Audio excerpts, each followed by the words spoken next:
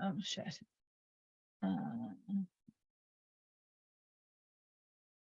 Kayla, so welcome. This is part of DiviNation Academy, but it's also, I have it on my Facebook. I have it on my Mystic Crystal Services. So there are this access to this class is through a lot of different ways, not just not just today. So there are on YouTube under the DiviNation Academy, there are a number of the other classes. We are in 105, even though I think there's going to be 3 classes that say 104. And we have moved up through, we are going to be working on the Heart Energy Center today. However, we do, there's a 5-minute, there's a 5-minute rundown that I do with every class. So the first is, I'll do my best with notes. I have gotten better, but if you write something and I don't respond, please write it down. And then after the class is done, you can bring it up and then we can address it.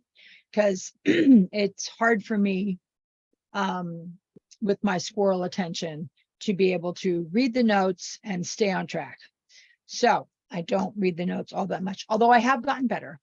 Excuse me. So these are the 3 C's is what I call them. This is something that I go through every class, and then we talk about how to activate your hands. So choosing crystals. Now, there's lots of different ways that people put forward. My bottom line is, what's your gut say? What's your instinct say? If it says, oh my God, that is the most beautiful stone, what is it? It's a garnet. I want it. I need it. Or whatever it is.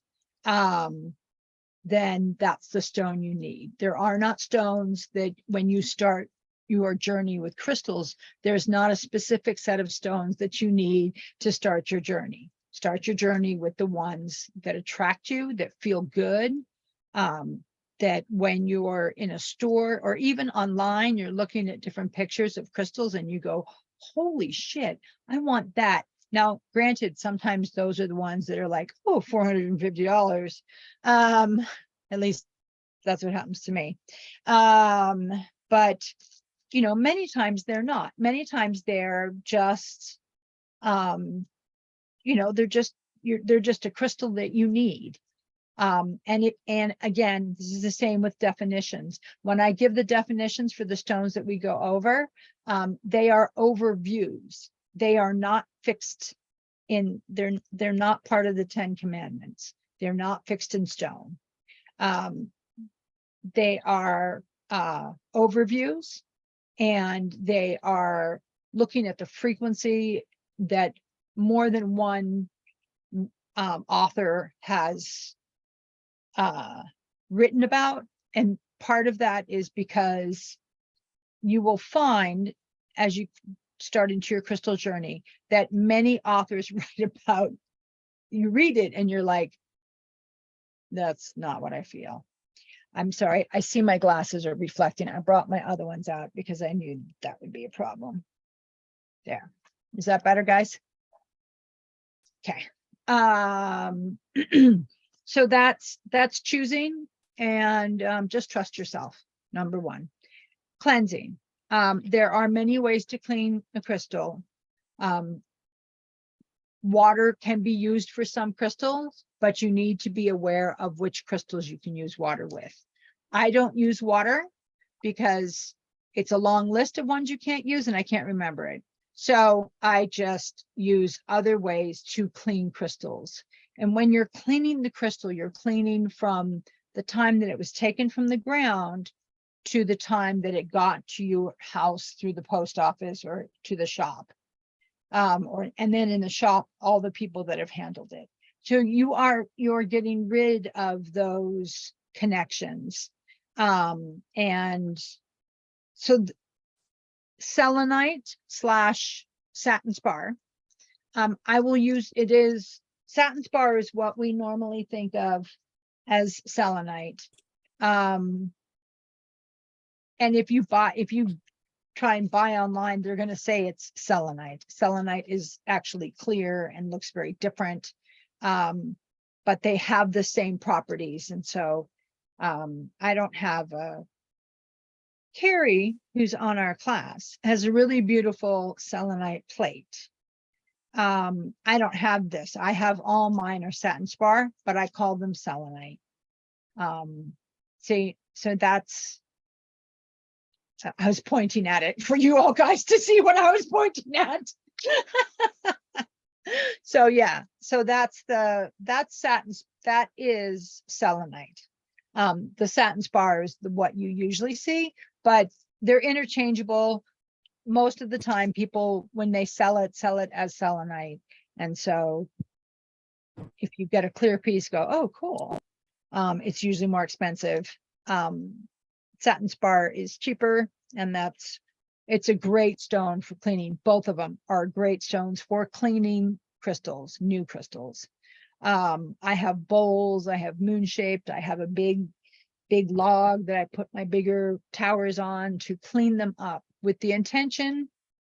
This is a word that you will hear a lot, with the intention for it to be cleaned. Because the intention, your intention as the person working with the crystal, is paramount. That is what will connect the crystal to the earth and then to you. And a crystal, I know we all like to think that size is better, but when it comes to crystals, it's not. I mean, I have a, so I've got this little, it was a little add-on from something I ordered. They gave me this little itty bitty tiny piece of malachite. And here's the deal. I open my hands up and I hold it and I can connect to it. Now, do I prefer, something this size? Absolutely, just because I'm an American and my upbringing is size is better. But when it comes to crystals, if you have a small crystal, it's okay. It will connect to the veins in the earth of where these crystals run. It'll connect to the earth. So don't worry about that. I don't know how I got on that sidetracked. Cleaning. So there is smoke. You can use, I use incense. Part of that is I was brought up in India, so I'm used to different kinds of incense. I use resin sometimes on charcoal. I don't smudge, and I don't use white sage, and that is just out of respect. I know that there are workarounds for people, but just out of respect for the tribes that have asked for it to be a closed ceremony, then I will not. I don't do that.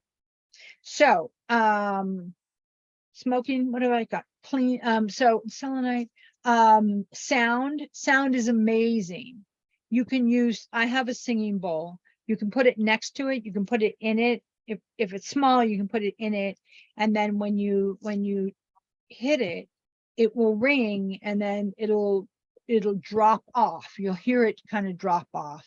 So you hit it again and it'll start to last a little bit longer, and then it'll drop off. And usually it takes 3 or 4 strikes, and then you'll hit it again, and then all of a sudden it'll just go smooth.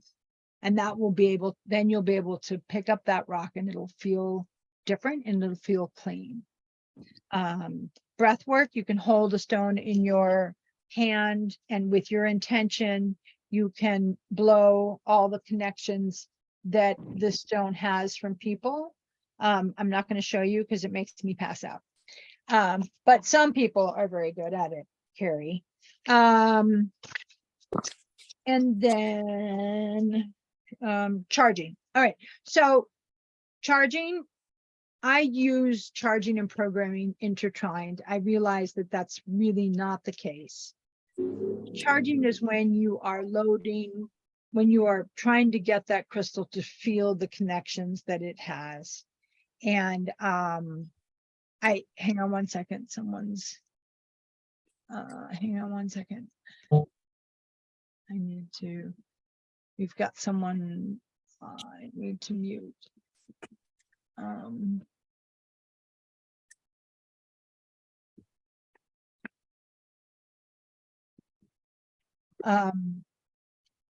Sorry, I have to mute a couple people just because then it makes noise and I get distracted. I hope I got everybody. Can you hear me? Did I mute myself? Okay, I'm good. You're fine. Thank you. So charging, you can put them in the sun for a few hours. You can put them in the moon. You can put them out in a new moon. You can put it out in a full moon. A full moon obviously has a greater pull, and so it will charge. It can be a stronger charge, but the moon is the moon. It's always there.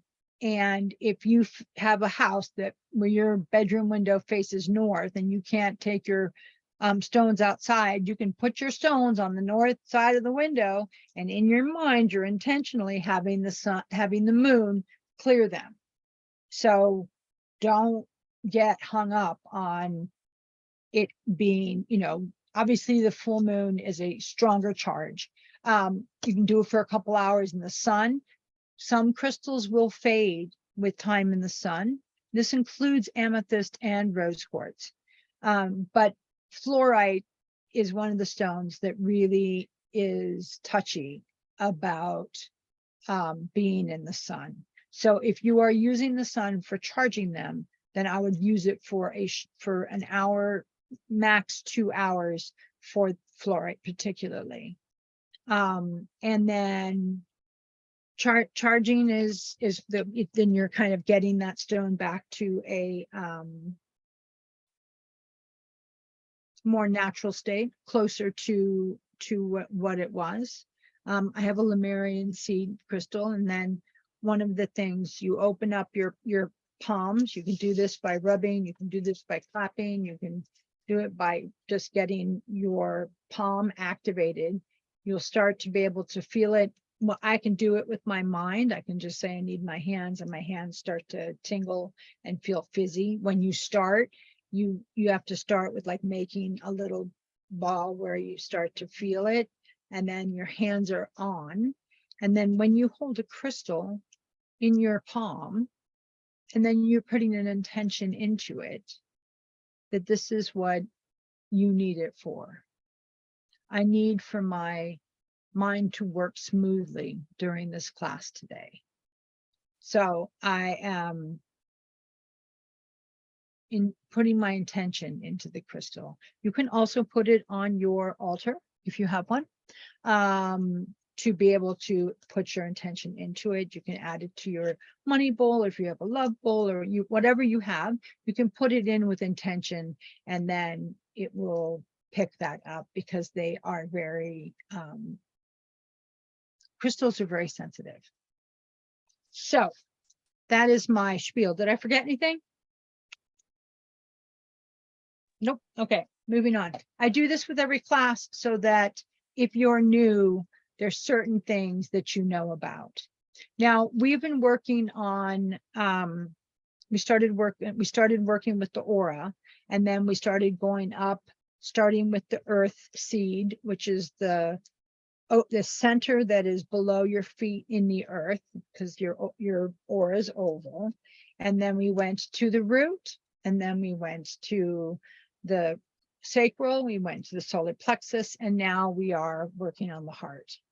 We're going to take 2 classes today because there's so much information that I feel like, hang on, let me see my messages so that I can pretend that I know how to do this. Obviously it's not working very well, because here I am spending time.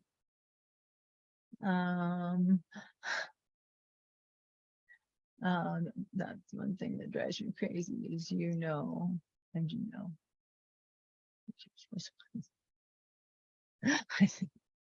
Yes, Jordy, I know.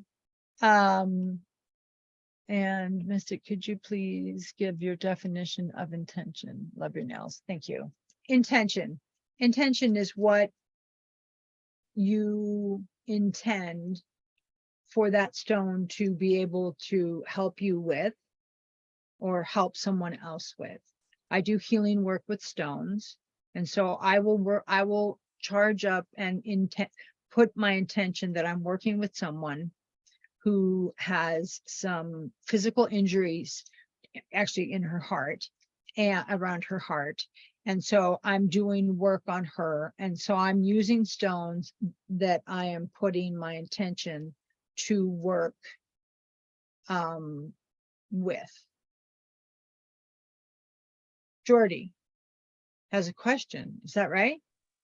I just wanted to say, one thing I always think about with intention is, what is the one thing that you want to manifest? You always hear, you know, think it, do it, wish for it, work on it, and you can manifest it yourself, right?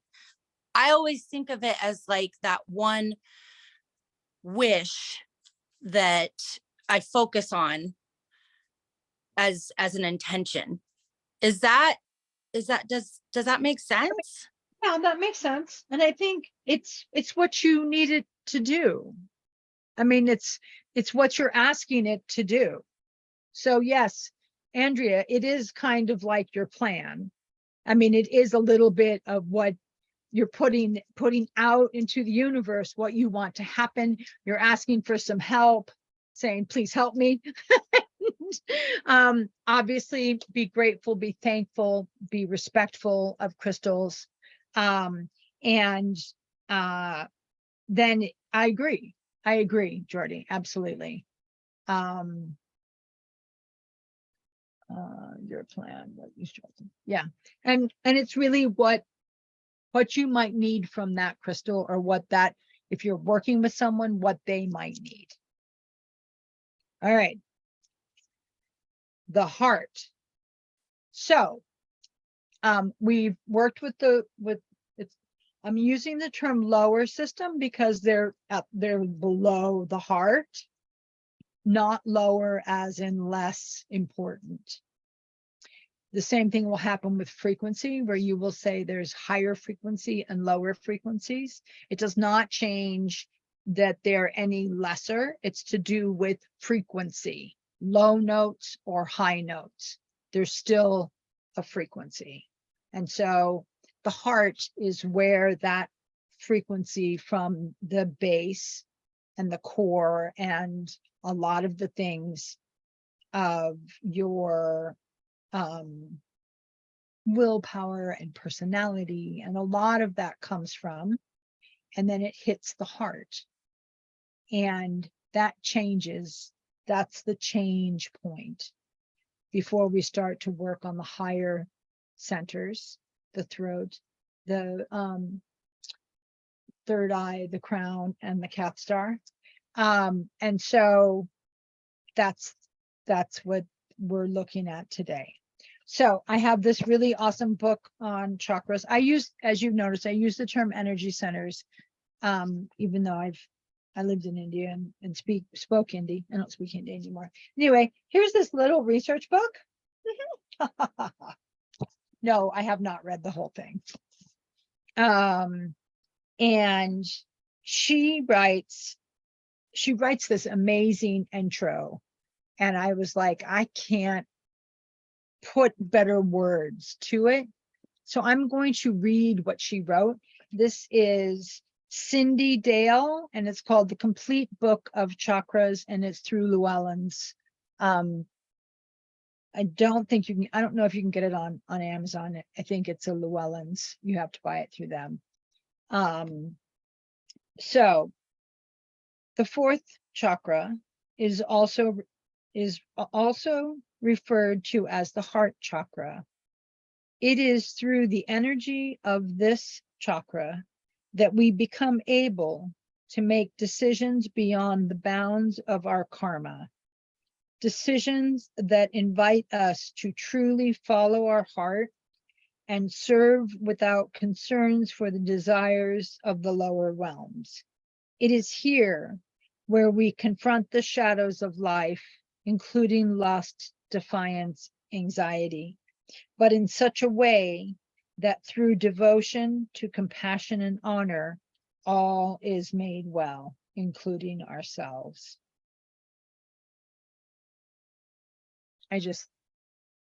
Yeah, I don't have the language.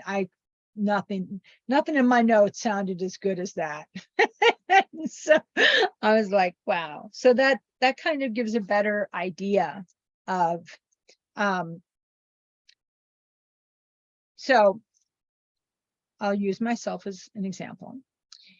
Part of my job is I drive from home to home, and people are not kind when they drive.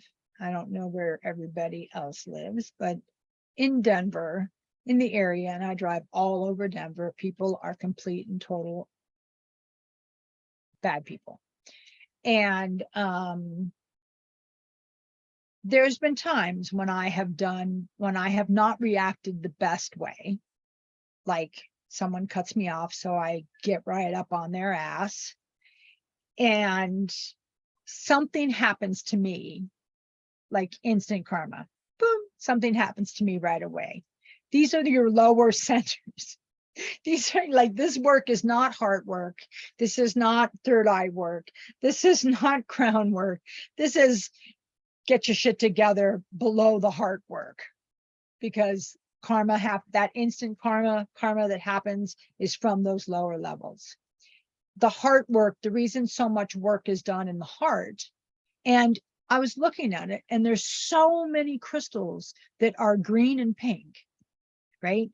There's more crystals that are green and pink than I could find in any other color. So I was like, that says something to that importance, to that frequency. And so I was like, wow, that's freaking amazing. So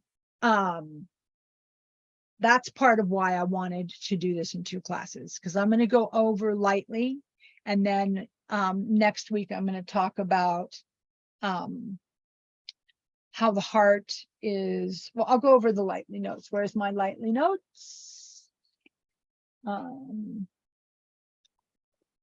First, I can't find my lightly notes. And that's the second brain. And then there should be one for the endocrine system. So on the physical aspect, obviously the heart center is in between your breasts, where your heart is. Your heart's a little bit to the left, but it's really in between. It's not above the boob where we put our hand when we say the American flag. It is actually closer to the middle and just a little bit to the left. It is the heart center, energy center. It works with not only the heart, and next week we will look at this newer work, scientific work about the heart being another brain in the system. We'll talk about that next week. But it encompasses many systemic things. The endocrine system, part of it, the circulatory system, obviously the circulatory system, because it's the heart and it beats. And so it's the one that goes everywhere. That's why it's the balance point.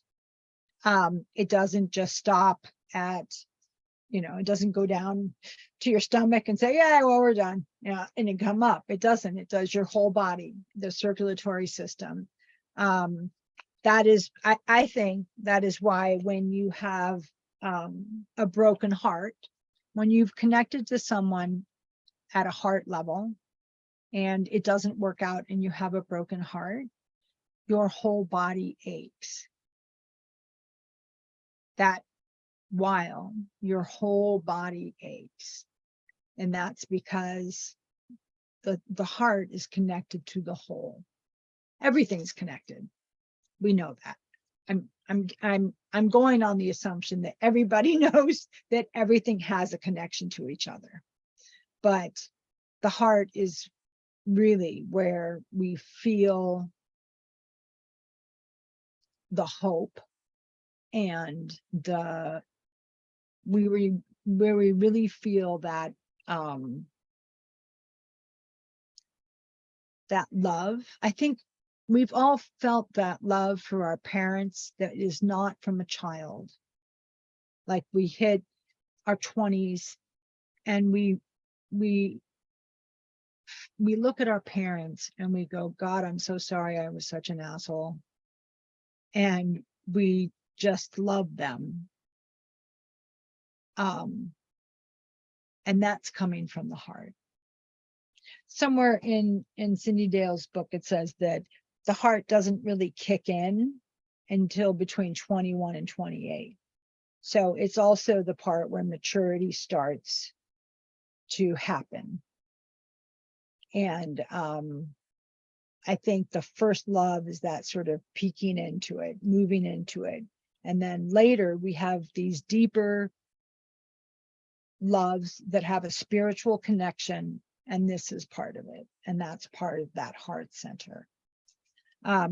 So that's the physical. Next week, we will look at the heart as a second brain. And we will also look at the endocrine and the circulatory systems, because those are part of the heart system. The lungs are also part of it. And if you think about, if you've ever looked at lungs, they look like a tree. And so the color that goes with the lungs is green. Heart goes with green. So it also affects our lungs, which is that tree part of us. My cat, who normally doesn't decide to join me for classes, has decided to join me and step all over everything. Okay, thank you. Lay down there. All right, so the mental aspects that go with the heart are they're the bigger kinds of love. They're empathy, they're compassion, they are forgiveness and love. Yes, the vagus nerve absolutely is very much a part of the heart center. When we go over the heart as a second brain, then we absolutely talk about the vagus nerve. So yes, absolutely. So this is also where when we're younger, when we say, I'm sorry, I hurt your feelings, I shouldn't have done that, I'm sorry. When we get older, we process things differently, and then we come from a different place when we apologize. I'm not talking about stealing someone's pen and then taking it back to them and saying, sorry, I stole your pen. Not talking about that. I'm talking about that forgiveness, that love, that apology that happens when you have done something that sort of, in a sense, goes against those lower systems, those lower parts of you. That comes from the heart. And it is also the biggest connection, where this is where we really start to connect with people. We connect with people, it's one system, we connect with people. But this is where we where we find our soul friends. You know, there's so much made about soulmates, but I think that there's a lot of people that have been, certainly in my life, I have a number of friends who I have known before, but I may only have known them for 3 or 4 years. So this is where, that's where you feel it. You feel it in that. So emotionally, it is connected to the feelings of joy, of love, of peace. It's also like everybody, well, 90% of us, there's always that person that doesn't. A lot of us have anxiety. because it's rampant in the world and it's really easy to connect to. So one of the things that they tell us with anxiety is to put your hand on your heart and breathe. And that makes sense because it brings that, it connects you back to that level of peace. When you're meditating and you're meditating on that, you will find a deep peace. It may take more than once, but you can find an incredibly deep peace and self-compassion from that heart. That's the emotional aspect. And this is also where emotionally, where we have a balanced emotions. This is the part, if things are out of whack, we go to the heart and then we say, okay, what's going on? This would be where shadow work would start from. It would most likely go down to other centers, to other places that we would need to look at, our childhood or trauma and stuff like that. But the shadow work starts here and then works down or works up. But that, at least as far as I see, the shadow work starts in your heart. The spiritual aspect is that it is the bridge, as I've talked about this balance. It's the bridge between the lower three and the higher three. It's the bridge between them. And so it is, we've all met people who we know as soon as we meet them that their emotional center is out of whack. We may not be able to help them, but they're the one who's having a meltdown at the counter because they're not able to manage frequencies and trauma. I mean, not trauma. Trauma is an overused word, but frequencies that coming in and disappointments and expectations and stuff like that. If you can't balance those out, then you need to sit down with your hand on your heart and hold a couple green malachite stones and take some breaths. That would be my recommendation. And then at esoteric level, the heart also is very much is very much about meditation and visualization. This is where you feel it to make it happen. This is where you're thinking about something in your heart and you're feeling it, and then you find a feather. My spirit being is a hawk, and I have found 5 or 6 hawk feathers in my life, which is rare, and I see them every day. But when you're in touch with that, then those kind of synchronicity things happen. When you are feeling balanced, and then you look and you're like, oh, it's 111. That's so cool. And so it's part of that. And it's very much, again, it's part of the balance of the electromagnetic field that is around us. Hang on one second. Something's going on. What's going on? Nothing. Okay. So in terms of this heart aspect at this level, does anybody have any questions at this level about the heart center?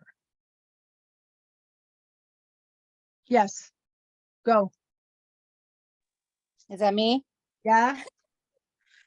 I don't have a question. I just have this sense of feeling like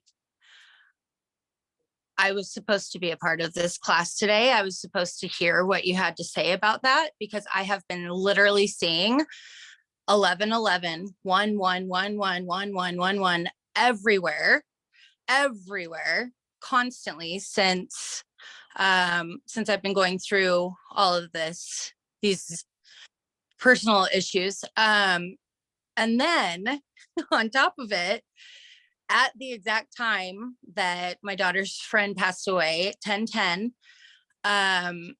I had found a mallard duck feather floating down the river, and I went in the river and grabbed it because it was so pretty. But you're just talking about feathers and the one, I just was sitting there like, oh, okay. Thank you, universe. Jeez. Wow. That was awesome. Thank you for that. Absolutely. We're all connected.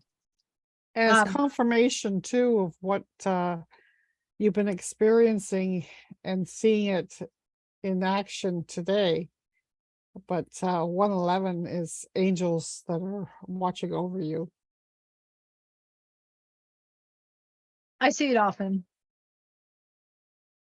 I try to get my gas tank to match up, and it doesn't always work. Yeah, I see it often too. I'm sure my angels are like face palming every time I leave the house. They're like, oh God. So that would be my angels. She's not listening to me again. So the esoteric, and then yeah, it's believed through meditation, visualization, and working with your aura that will help you open up your heart.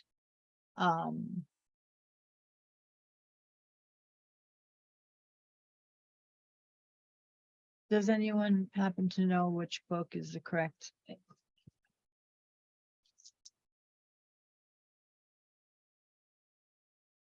Kayla, can you see that?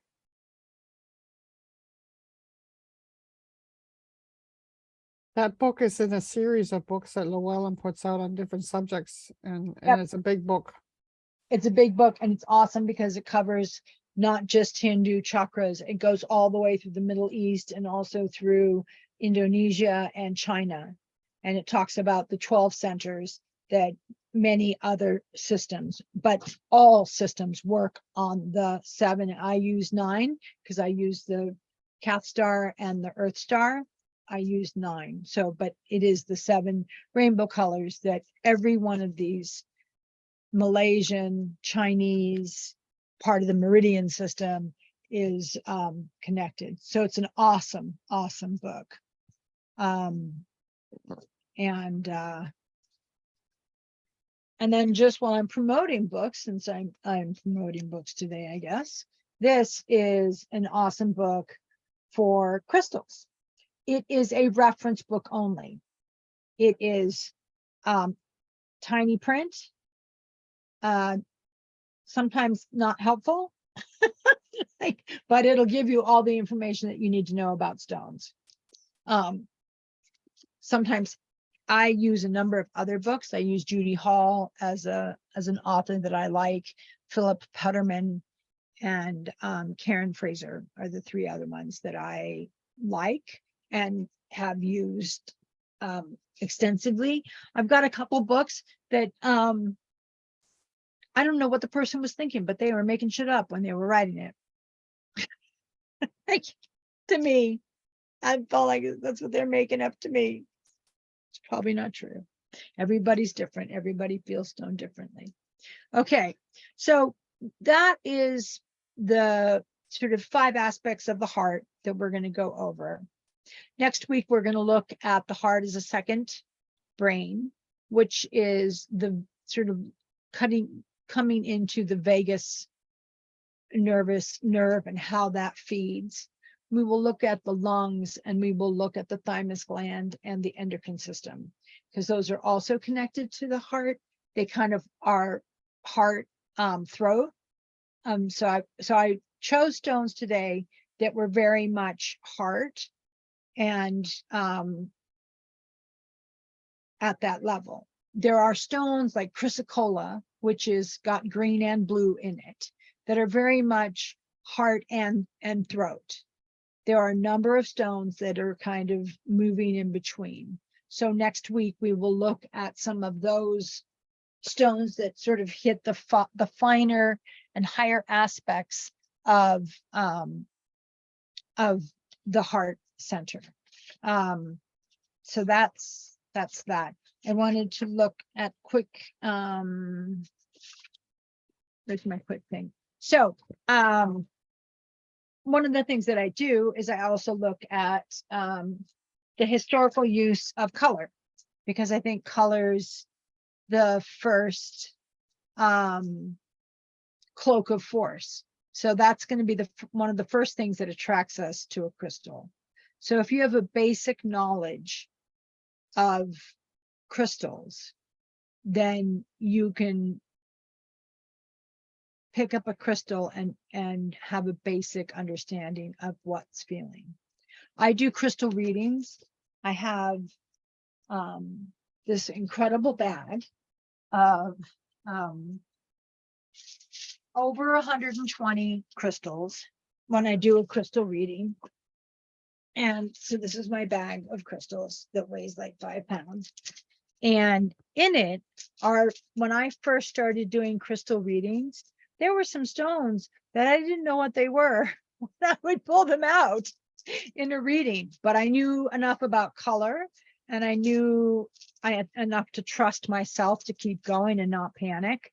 But there were some stones in there that oh, this is celestite. I know now, most likely, but it is a, yeah. So people can start doing readings before they have a full understanding of every single stone that they have in a reading bag.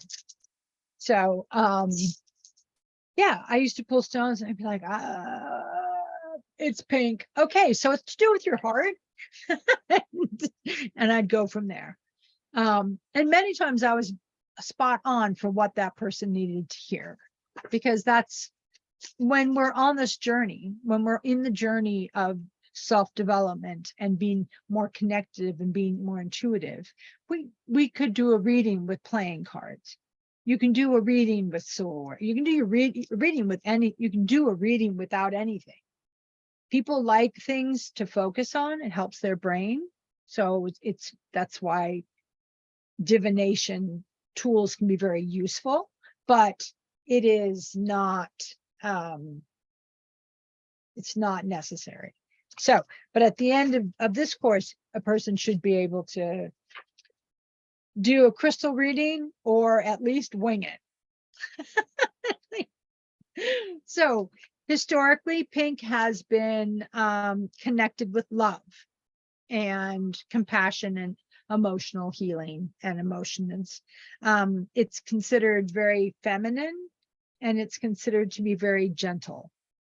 The frequency of pink itself is very gentle, which, you know, we know that, we see that. We can, when you hold something, when you hold a big pink pillow, you feel it. It's just, it's a lot easier. And particularly in the Western side, the love and the romance and the more sexual, that sort of more love, more of the love part of it, but as opposed to the kindness and compassion and some of the other trends that other cultures see pink as. Americans and Western cultures see it very much to do with love. Green is an awesome color, right? First of all, it connects us to nature. Our heart is connected to nature. Our heart has these lungs, and we go outside and we get to see the same thing happening to our planet. We see trees, we see the lungs of the planet. I feel like I should get up and go, hallelujah. But it's so cool. I mean, green is just a freaking amazing color. It's to do, so I'll stay on track. Sorry, I was getting excited. So esoterically, it's to do with balancing the heart chakra, or energy center. It is to do with harmony and growth and healing. Some cultures use it very much as the healing essence that all healing comes from. I was trained like that, but it's not what I've found to be true. I found that all the colors are a part of a healing process. But green is very much a strength. If you are at a loss with someone, you can pull on the green color in yourself, and that can help another person. It's historically, it's to do with fertility, abundance, luck, green adventuring, which we won't be talking about this week, but green adventuring is very much to do with abundance and luck. And I'm wearing my one today. And I wear this one for good luck, to have a little bit of the luck. I mean, I lived in Ireland for a number of years. Yes, I have had one of those lives. I lived in Ireland for a number of years. It is that green, and that frequency of that green, like you think about the luck of the leprechauns, which, no one sees anymore because it's overpopulated now. But it is that green is a frequency. And when you go to Ireland or you go to Scotland, where it's really, really green, or even if you go in the tropics, there's a feeling of being connected to the planet and being just that lush feeling. Colorado, it's starting to feel like that because we've been green now for all summer, which is a rarity.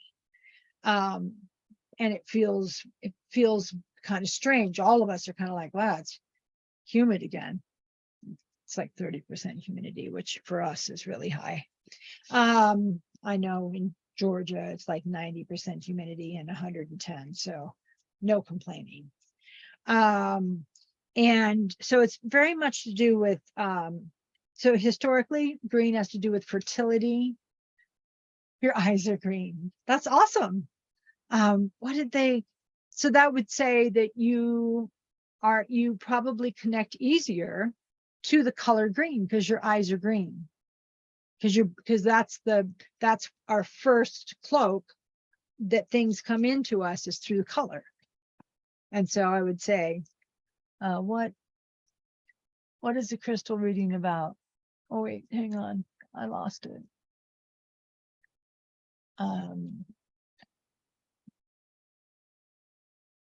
We'll talk about it after. I'll talk about the crystal readings after. So green, luck, growth,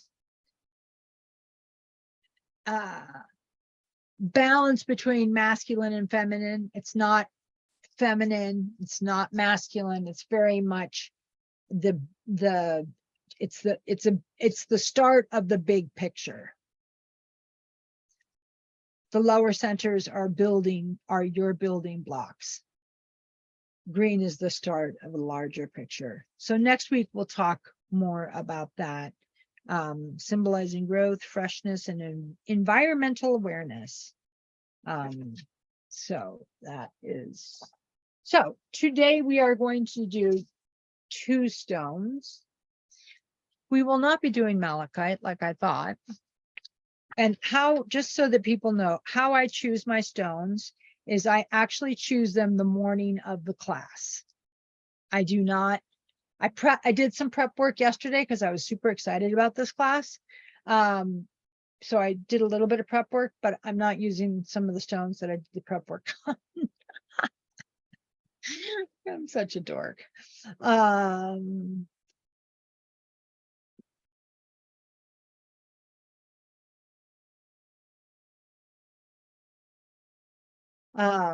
My eyes are greenish. They're green blue. Depends on what I'm wearing, they change.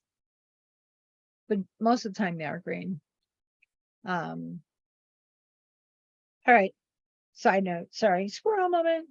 So today we're going to talk about 1 green stone and 1 pink stone. Today we are going to talk about preonite, because it's not something that people know much about. And it's an incredibly powerful stone. It's where you start to feel up. Yes, Jordy. Okay, last thing, and I'm done, I promise. But this is creepy. I literally just grabbed my pre-night towers and put them out here this morning for my meditation. Not creepy. It's weird. No, it happens with Carrie all the time. I can't tell you how many times she's been doing year of my classes. And I can't tell you how many times I'll start talking and she'll go all the time. So welcome to the club. It happens quite a bit. And I think that's because I wait. That's awesome. I wait in the morning to feel the frequency of the day. And so people pick up, we're all picking up on that. This was kind of the frequency for today. Yes, honey? Sorry, I don't really know if this is a question or observation, but with the pink and green, in color theory, pink would be a warm color and green would be a closer, technically it's more neutral, but it would be closer to a cooler color. And I thought it was kind of cool how the lower chakra or energy centers are all warm colors and the higher ones are all cool colors. So it's kind of cool that the heart is balanced between having both of those. Well, that's really cool. That's really cool.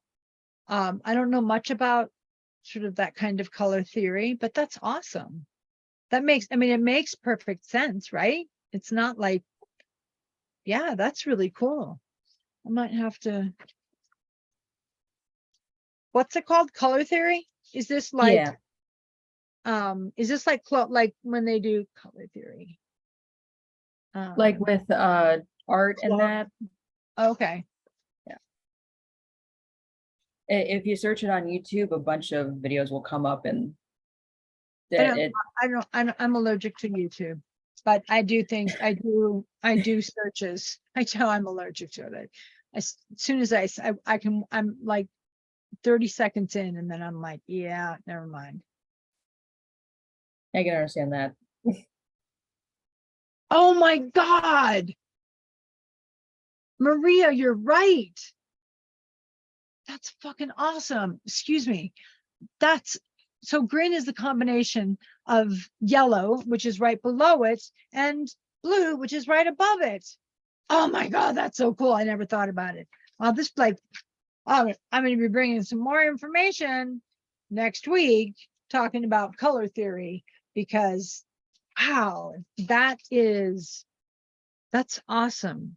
And Yes. I know it. We all know this. This is what we learn in second grade, first grade. But oh my God. Well, you talk about the energy centers in a way overlap each other, and so as they're overlapping, they create these different colors in between. So No, I think that's freaking it's awesome. It's really cool when you think about like carnelian, it's a combination of orange and red and yellow. So it's those lower frequency and energy centers. So Yeah, it is. I mean, I think that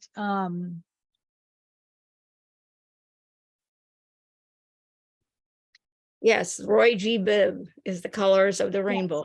And that's Roy G. Biv. Yep. With the two others. And same thing with sound. I think about it like this: the root chakra, the root energy center has the tone of a C. So as you go up, C, D, E, F, G, A, B, C. So it's wow. So it starts with C.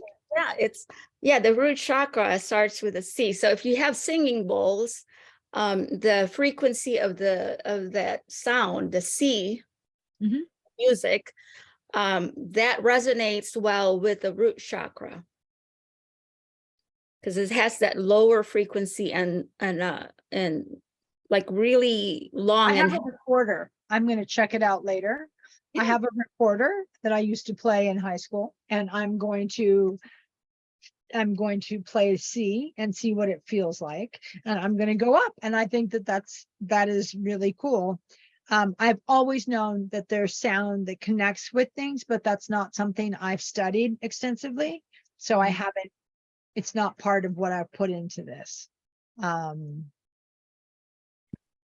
So yes, that was awesome. Thank you so much, Maria. That was awesome.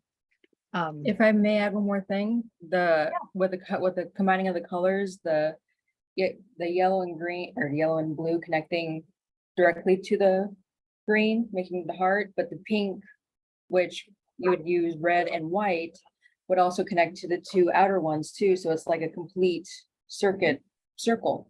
And that also balances and talks about the balancing between the two. You've got the two ends balanced with the pink, and then you've got the two next to the green balancing with the thing. It talks very much, that kind of reinforces the bridge aspect between the solar plexus and the throat, which is green. So. Ooh, can I share something real quick? Kind of goes with what Maria said. I'm sorry, everybody's just We're- jumping in over you. It's okay. We have, every class is different. This is okay. It's so funny, like the frequencies and stuff. So last week, well, or actually it was last Sunday. I was trying to, I don't let the kids like watch TV or any of that stuff before school. It just doesn't put them in the right mind frame.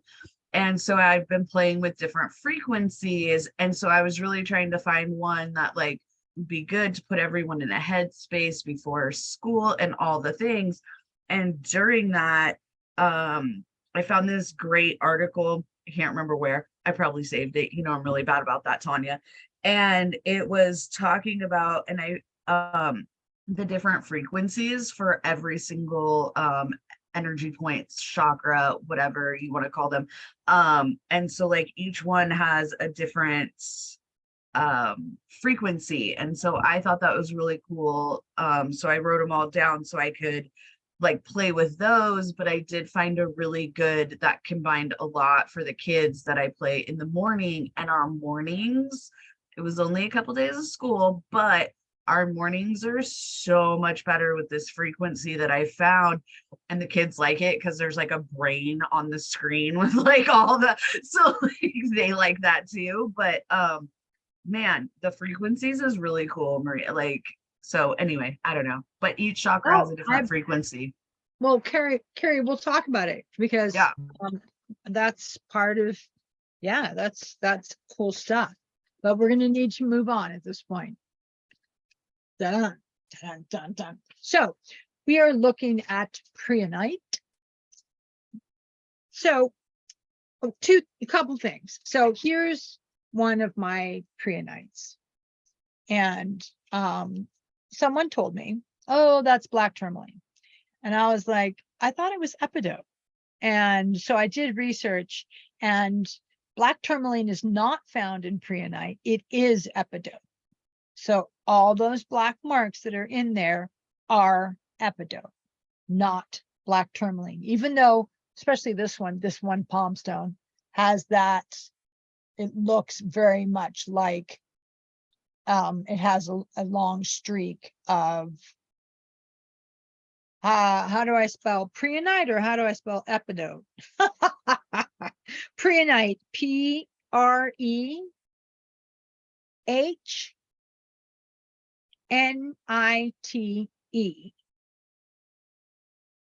And epidote is E-P-I-D-O. Oh, nice. Sorry, D-O-T-E. So I have some raw, and Carrie knows that I don't have a lot of raw stones. But I got these two raw, and they're really cool looking. You can see like little sparkles, and then this is another one. And I believe this here is something different, but I can't remember for the sake of my life what it is. It's not epidote, because epidote does not form that way. But I'm not sure. It could just be preonite the way it was formed. But I've never seen preonite formed that way, and I thought I bought it from someone who told me it was something different, but because I have no memory, my hard drive is full, it just didn't stick. So, and then I have, for whatever reason, I've collected a lot of preonite.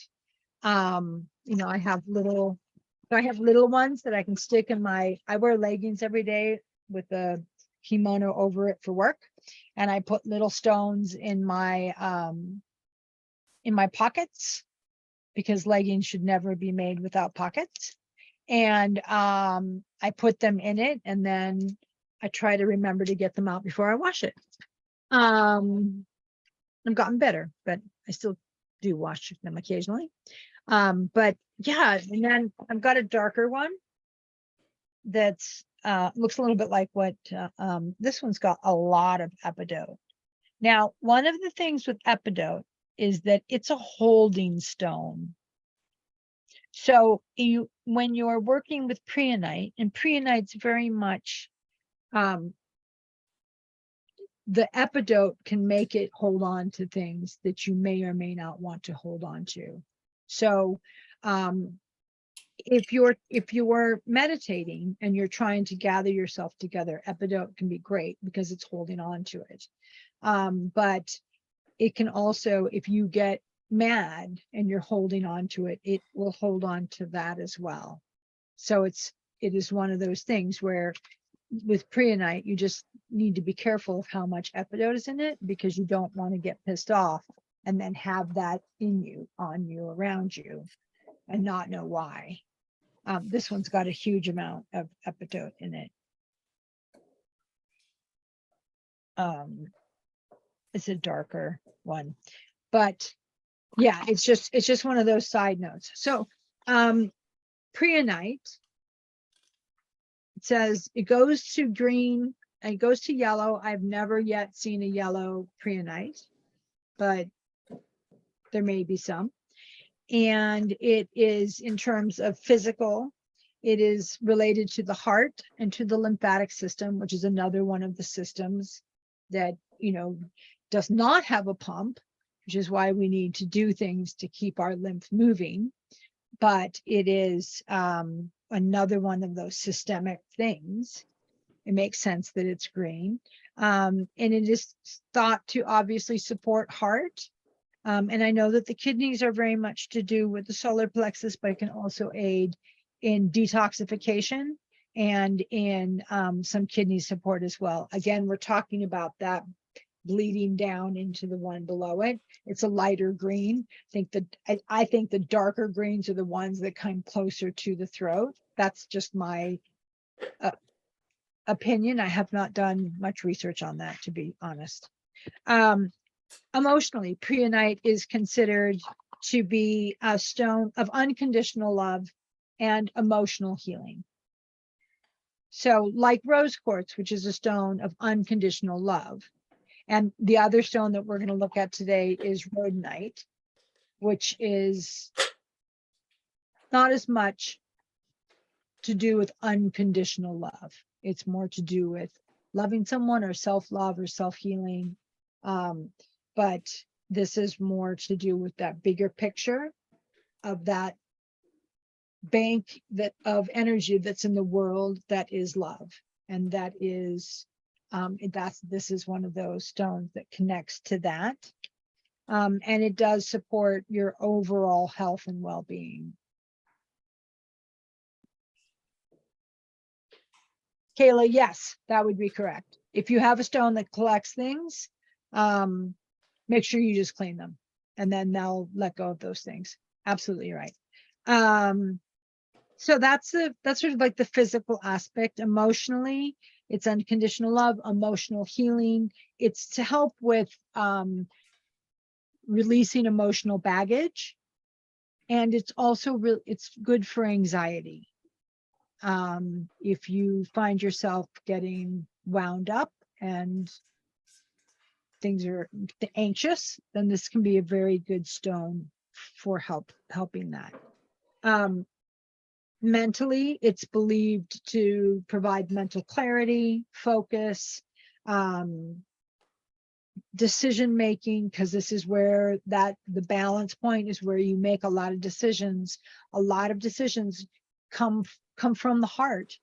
And so you need to make sure that you're, I don't know, like you're on good terms with your heart. And and if it's funky or if it's off, that then you're taking that time to work with that, and whether it's with stones or whatever works for you, that you have a chance to keep that clear, because that can and this is a stone that can help release some of those things. And that's what many of the stones are really good for, is that they help you connect to that energy center in a way that you wouldn't be able necessarily as easily be able to connect to it without the stones. So they're an aid, they're a support. I find working with crystals helps me a lot.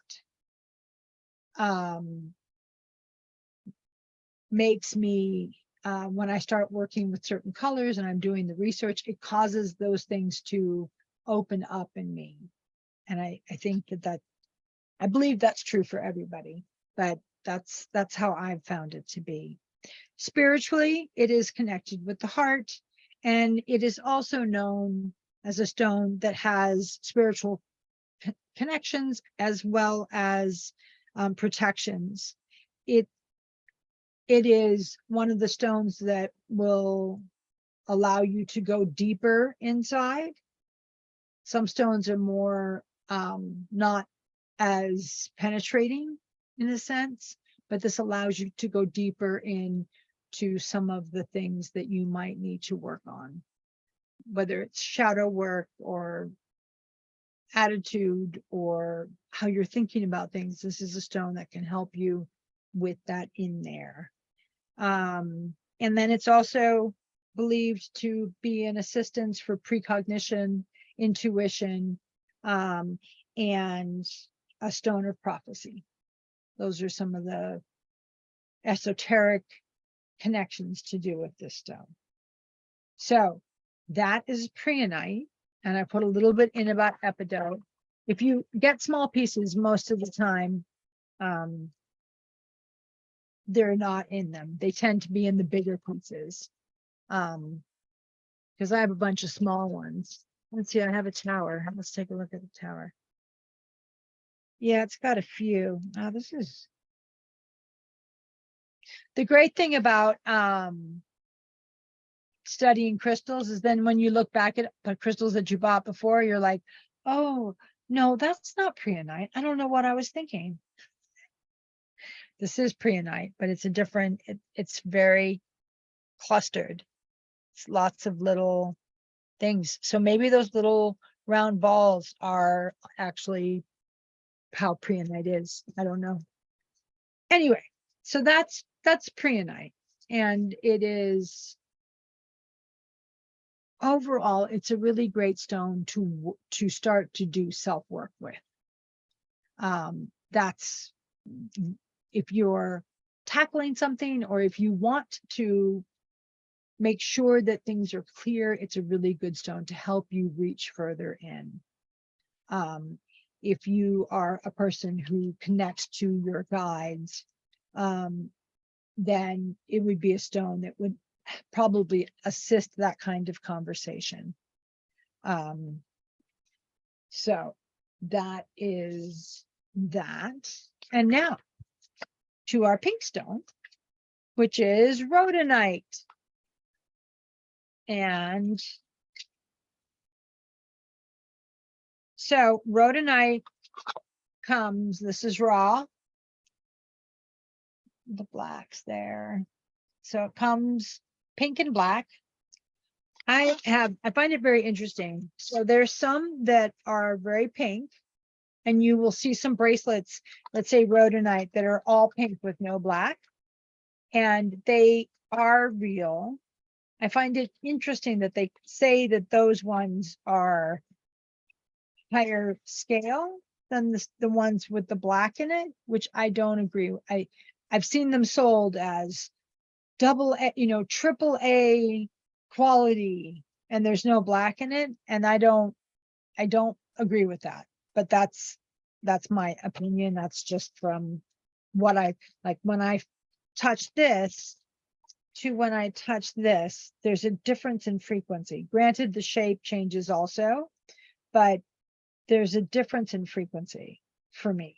And I find the ones with the black threads going, the black dendrites going through it, I find that to be stronger personally.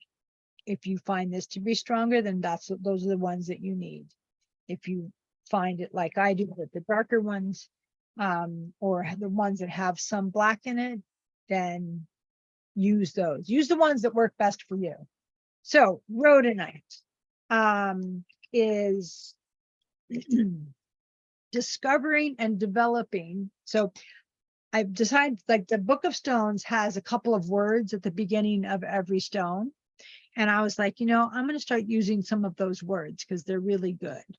So they have discovering and developing, hidden talent, compassion, love,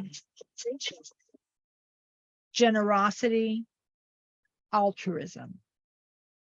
So those are the things, those are the content, some of the connections for these stones. And there, I've also, that's what they say. Physically, they're good for the heart and the circulation. They're much more supportive of the heart and the cardiovascular, that connection with the heart and the connection between the heart and the lungs, which is a very strong talking connection. If you have chronic heart failure, you're most likely going to be on oxygen, because it affects your lungs, your heart. If someone has a stroke or someone has heart issues, they need to take extra care of their lungs because they're connected. And they really need to make sure that, if they're smoking, they need to stop smoking.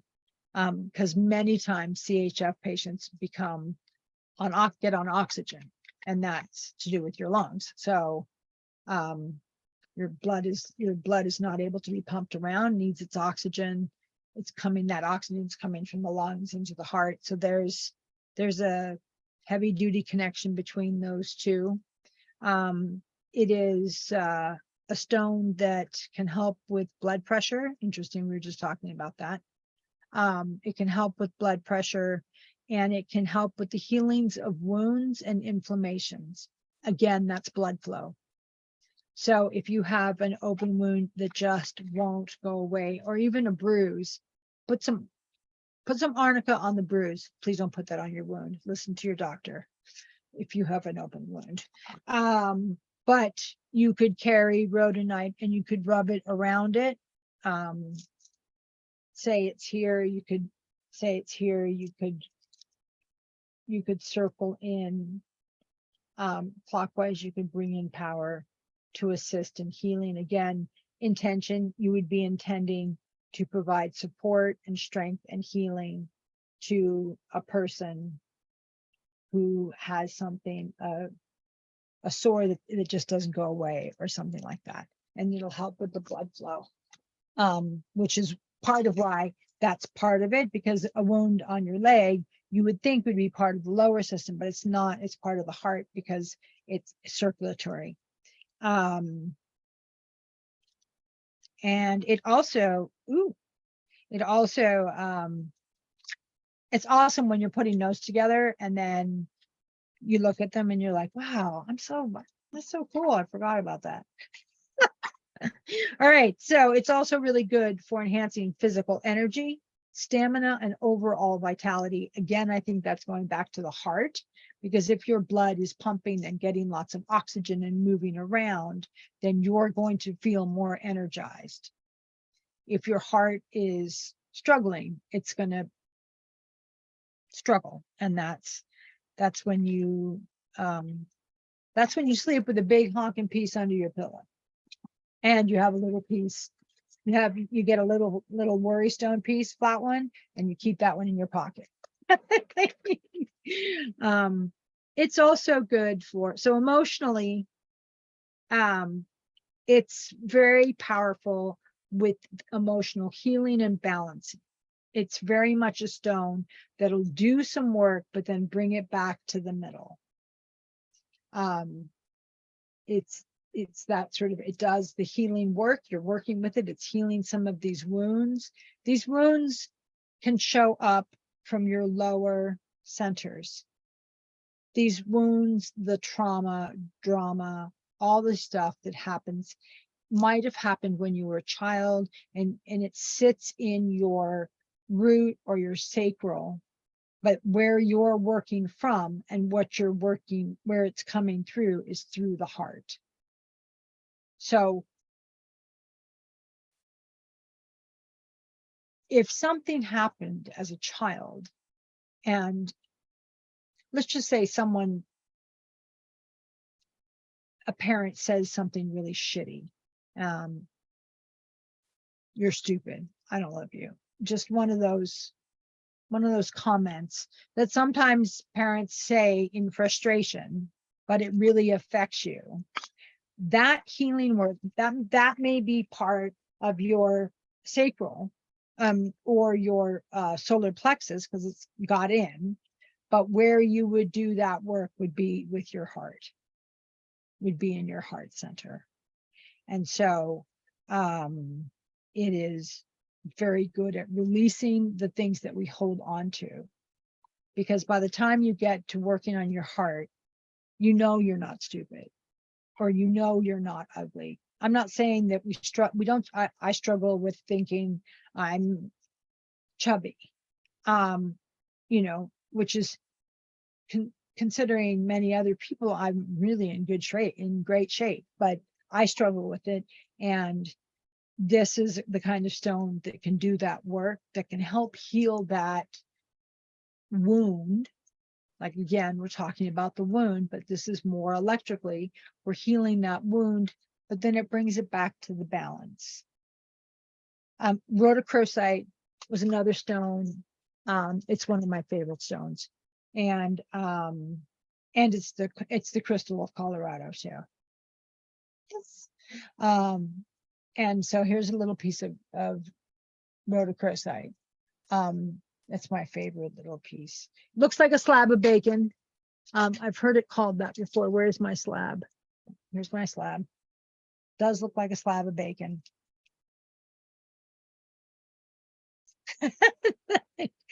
I've heard it called that before. And that's rhodochrosite. One of the differences between rhodonite and rhodochrosite that I've seen is that rhodochrosite is really good for heartbreak, for that initial, it's not working, or I'm leaving you, or I got dumped, or whatever. I know that when people leave people, they're just as heartbroken as the person that they left. Credence, that is not what people say, but that's the fact of it. And rhodochrosite's really good to help heal that. This will help bring you back to balance. Do a little work with rhodochrosite, get some healing in that wound. This will, then you can do some work with the rhodonite and have it back to balance, because where you want to be is in balance. And then you'll need to do it again the next day, because you might be able to get yourself balanced and then it'll be off and you'll have to do some more work. It's not something that happens overnight. No, esoteric work, healing work, whether it's Reiki or any kind of energy work, takes time, because we are imprinted. We print something in our aura, and I might be able to feel it in its hot, sticky little mess, and I can flick it out. But if it's habitually in you, you will reproduce it. And until you address that habitual action, which is like rhodonite's really good for that. Actually, green aventurine is probably pretty good for that too. I'm not 100% sure. I haven't done a lot of research on green, but I would say that rhodonite, And I would also say that pink jade would probably be another one of these ones that would be very gentle on you. Because if you're trying to heal something that's rough, you want something soft. If you're trying to heal something that's knotted, then you're going to need something a little more, a little hard, you know, a little bit more of a hardy, even malachite. I got to show off my cool new piece just because I got it. We'll probably talk about malachite next week. Pretty piece. But this is a great stone to bring you back to balance. Mentally, it does help provide clarity of thought, mental focus, and emotional intelligence. Another one, anxiety. Many of the stones that you will read about, the green and pink stones, have many, many similarities. It will look like they say the same thing. There are small differences that you will pick up. The reason I didn't do rose quartz, first of all, is because everybody's got an opinion about rose quartz already. And I feel like if I'm addressing some of these other stones, then people will be more open to go to the store and like look up different stones and have a broader view. But rose quartz is the love of the universe. It's very much about the compassion of the universe, universal love. Rhodonite, rhodochrosite, trying to think, I'm thinking pink. I can't think right now, but those stones are very much to do with your self-love, that journey of loving yourself and healing yourself from the things that have happened in our lives. Trauma is a real big word these days. I think that it's how you view it, and how you handle it. But I do think that these are stones, preonite, rhodochrosite, malachite, rhodonite, are all really good stones to start working on that inner balance, to be able to make decisions more clearly, because it connects up to the top. And then, but it also is based from the heart. So, because you want your decisions to have your heart in them.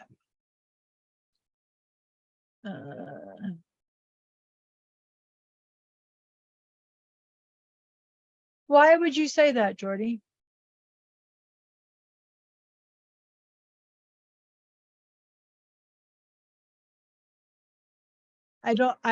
She says not, I would not combine, not combining. They like to be on their own from my own experience with them. Yeah, I mean, if that's how it feels for you, I've not felt that. But I work with lots of stones together. And so I guess I just don't,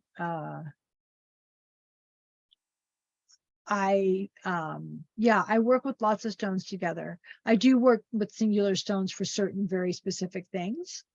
And then, but I do work with stones a lot together, because I think that each one brings in just a little bit of a different, so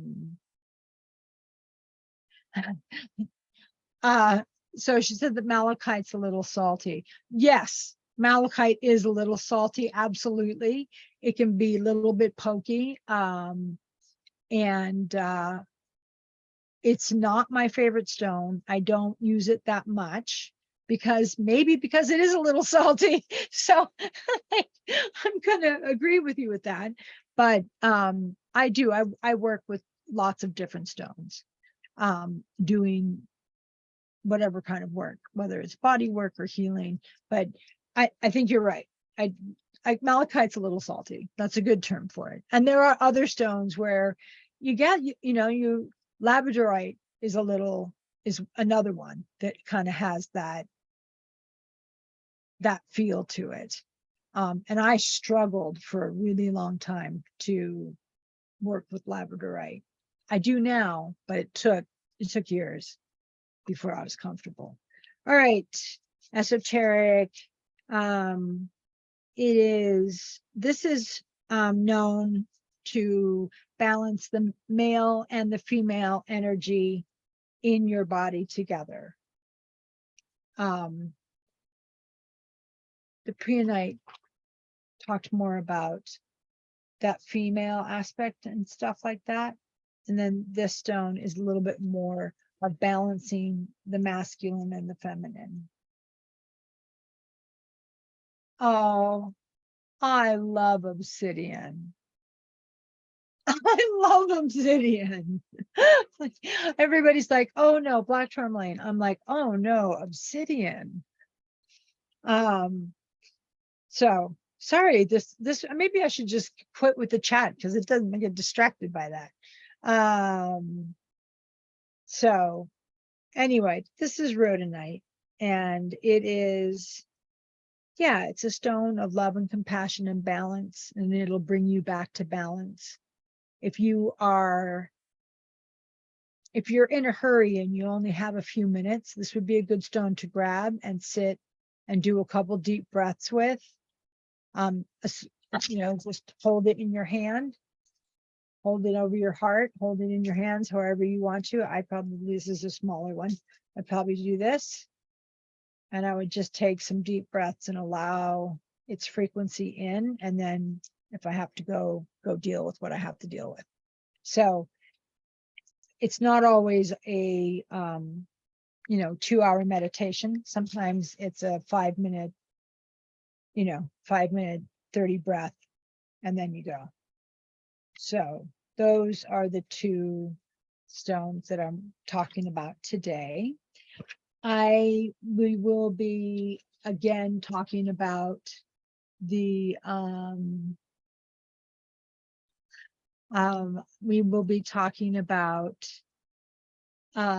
some different stones, which I don't know which stones it is because I choose it on the day. And then we'll be talking about some of the deeper aspects of the energy center and things that go with it. Because, the knowing a stone is really good for blood pressure is really good. It's a really good thing to know. Not that you would necessarily, you could give someone who may not believe. I do this at work, is I give people little crystal hearts all the time because I want, I do rhodonite. I don't do rhodochrosite. Rhodochrosite is just too expensive. Like, I'm not doing that, but I do rhodonite hearts, and I'll do rose quartz, and I'll do different ones that they need, that I feel that they can benefit from. And I'll tell you, most people are like, oh my God, they can be 3 times a week church going, and they are like, oh my God, this is amazing. Thank you so much. So yeah, that's what we got today. I'm going to turn off the recording of our chatty class today, and then we can chat some more. Stop recording. Stop recording.